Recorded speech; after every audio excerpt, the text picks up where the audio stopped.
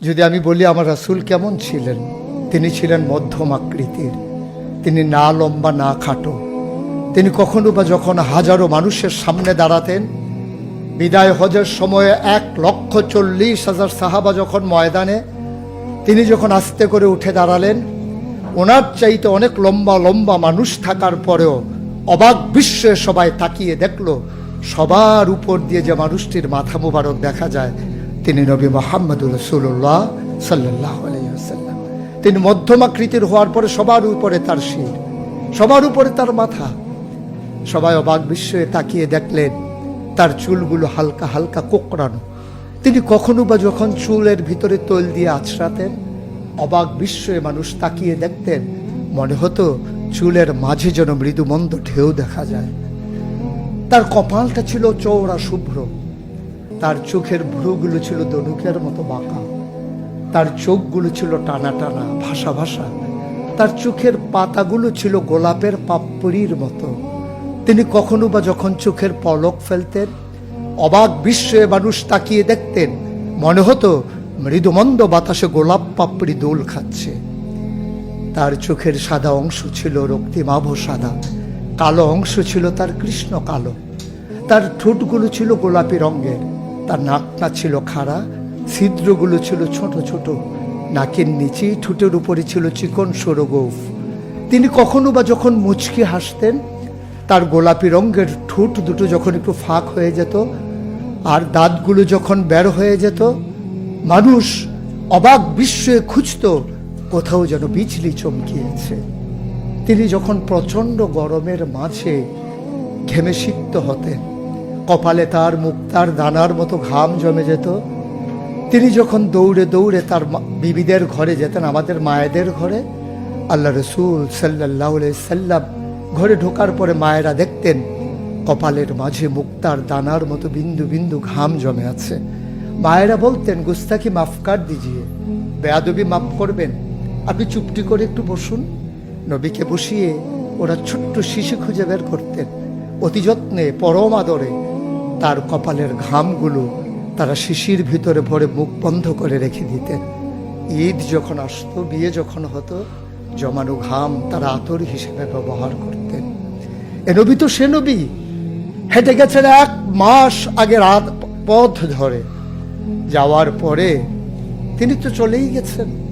1 মাস পরে যখন আবার ওই পথ মারিয়ে কোনো এক সাহাবা যাচ্ছেন, স্থানীয় বাসিন্দা যারা রাস্তার কিনারে যাদের ঘর, তাদেরকে ডেকে বললেন, ভাইরা, এ পথ দিয়ে কি আমার নবী হেঁটে গেছে কখনো? বলেছ, সে তো 1 মাস আগের কথা, তুমি বুঝলে কেমনে? মুচকি হেসে সাহাবা জবাব দিলেন, হেঁটে গেছেন 1 মাস আগে, কিন্তু আজও সেই পথে নবীর গায়ের জান্নাতি গন্ধ পাওয়া যায়। এ আমার নবী, এ আমাদের নবী, আমাদের গর্ভের নবী। কেন পাঠালেন নবীকে? লাকাদ কানা লাকুম ফি রাসূলিল্লাহি উসওয়াতুন হাসানাহ। তিনি মডেল, তিনি আইডল, তিনি আইকন, তিনি অনুপম আদর্শ, তিনি আমাদের জন্য উসওয়াতুন হাসানাহ।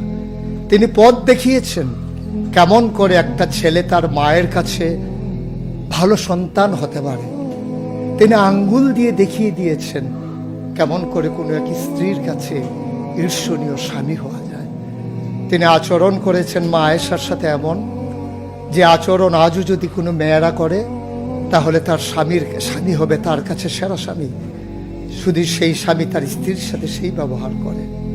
আল্লাহ রাসূল সাল্লাল্লাহু আলাইহি সাল্লাম আদরের নাতি হাসান হুসাইনের সাথে এমনই মধুর ব্যবহার করেছেন। কেউ যদি সেরা নানা হতে চায়, কেউ যদি সেরা দাদা হতে চায়, সেজন্য নবীজি যে আচরণ করেছে হাসান হুসাইনের সাথে, সেই আচরণ করেছে তার নাতনি নাতনির সাথে, তাহলে সে হয়ে যাবে সেরা নানা। কেউ যদি আদর্শ শিক্ষক হতে চান, কেউ যদি হতে চান উত্তম আদর্শের অনুসারী, তাইলে আল্লাহ রাসূল সাল্লাল্লাহু আলাইহি সাল্লামকে আল্লাহ নিজেই জানিয়ে দিলেন যে আমি তো আপনাকে দান করেছি ইন্নাকা লাআলা খুলুকিন আযীম, আপনি হচ্ছেন উত্তম থেকে উত্তমতর চরিত্রের অধিকারী। চরিত্র হচ্ছে 3 রকম, খুলুকুল হাসান, খুলুকুল করিম, খুলুকুল আযীম।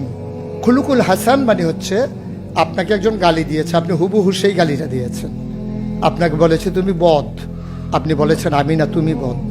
এটা হচ্ছে হাসান।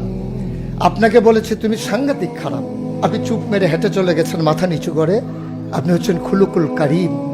আর আপনাকে বলা হলো তুমি খুব খারাপ মানুষ, আপনি চুপ করে তো চলে গেলেনই, মসজিদে গিয়ে আপনি হাত উঠিয়ে দোয়া করছেন, মাওলা সে হয়তো বুঝেনি, সে যদি বুঝতো আমাকে হয়তো বলতো না, তার জন্য উল্টা আপনি দোয়া করে দেবেন। এটাকে বলে খুলুকুল আযীম, যেটা ইন্নাকা লা আলা খুলুকিন আযীম। আল্লাহ বলছেন, ও নবী আমি হলাম সর্বোত্তম মর্যাদার অধিকারী, আর আপনি হচ্ছেন সর্বোত্তম চরিত্রের অধিকারী।